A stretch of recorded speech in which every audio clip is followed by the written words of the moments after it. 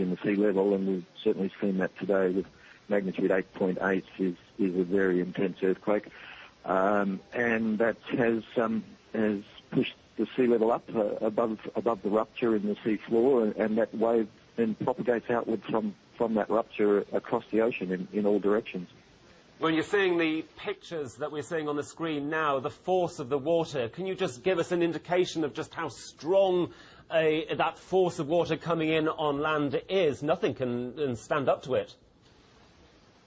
No, that's exactly right. We've had observations already measured on the Japanese east coast of waves of 7.3 metres above normal sea level. There may well be higher spots where there aren't gauges, but that is an enormous wave, and what people have to bear in mind is that a tsunami wave is quite different from a normal wind wave, which goes up and down in a matter of seconds.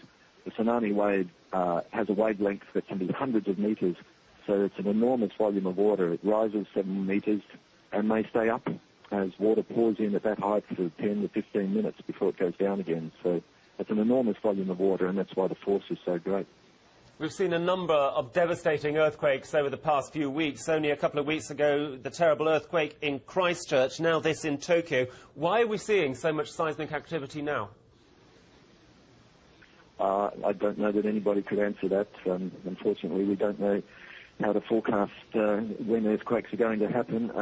This is all around the Ring of Fire, which has existed around the Pacific for a very long time. Its activity fluctuates with time. I'm not a seismologist, but I don't think anybody is really capable of predicting when these peaks in activity are going to happen. We just have to react as quickly as we can when it does happen. Well, Chris, you are from the Australian Tsunami Warning Centre. I'm just wondering just how much warning it is possible to give. What sort of timings do you have to tell people, you know what, a tsunami is on its way? Is it seconds? Is it minutes? What? Yeah, no, it's certainly not seconds. It's a sad fact that it does take some minutes for the earthquake signal to travel through the Earth's crust to reach the seismographs and for that information about the magnitude of an earthquake to be assessed. That's usually around 5 to 10 minutes is what's needed to do that accurately. Then, of course, warning has to be formulated and distributed. So it's very, very difficult to give useful warnings to anybody who's less than 30 minutes tsunami travel time away from the earthquake.